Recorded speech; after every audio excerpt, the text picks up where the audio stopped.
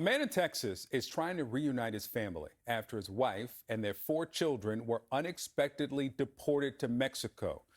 Two of the children are newborn twin girls, and the twins were born in mid-September in Houston, Texas.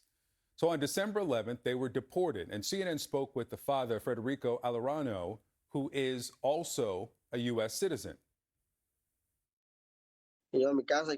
When I get home, I get sad seeing all the things of my children. I would like for them to return my family just as they took it away from me. Why do they do that? Why doing this during this time of the year when we had plans? We had it all. Well, first of all, my colleague Gonzalo Alvarado from CNN en Español looked into how this all happened. Federico Arellano, a 24-year-old U.S.-born citizen, says that he never expected to come back home empty-handed on December 10th after his wife, Cristina Salazar, and their 4 children were deported back to Mexico. Among the children were the 3-month-old twin baby girls who were born in Houston in mid-September. Following an immigration appointment they said they had at the immigration offices in Houston, a situation that, according to Arellano, took them by surprise. According to a statement sent to CNN from a spokesperson of U.S. Immigration and Customs Enforcement, ICE, Salazar, a 23-year-old Mexican national, failed to report to a scheduled immigration hearing on October 9th, and that her removal to Mexico along with her companion children took place on December 11th, who then were put on a plane bound to the Mexican border city of Reynosa, where, according to Arellano, they don't have any family or friends. When immigration called her, Sylvia Mintz, an immigration attorney who's representing the family in this case, says that it's not that her client voluntarily refused to show up to this court hearing on October 9th. It was because she was recuperating from an emergency cesarean section to give birth to the twins. Cristina was supposed to give birth on October 13th. But she had complications with the pregnancy, and she gave birth on the middle of September. Cristina notified her supervision officer, the one that was monitoring her since she was released from immigration. And the supervision officer told her that they were going to take care of the issues with the court at the next meeting.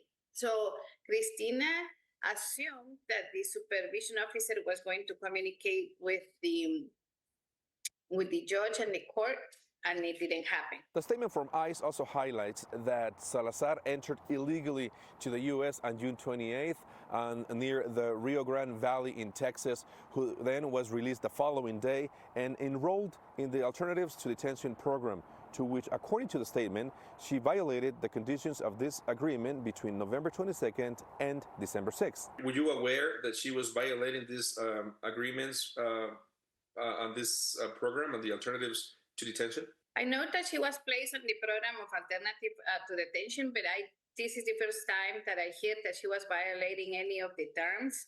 I do know that she missed the hearing, and she missed it because circumstances beyond her control that made it impossible for her to show up.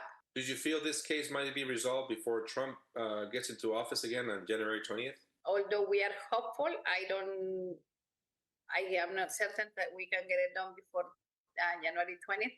But then the rest of the case is not going to be decided before January 20th, because we need to file a motion to reopen with the judge. We need to file the petition for Cristina from Federico, and all of that takes months. Mintz also says that prior to the deportation, her client and her husband didn't have any legal representation on their asylum cases for Cristina and 2 of their children.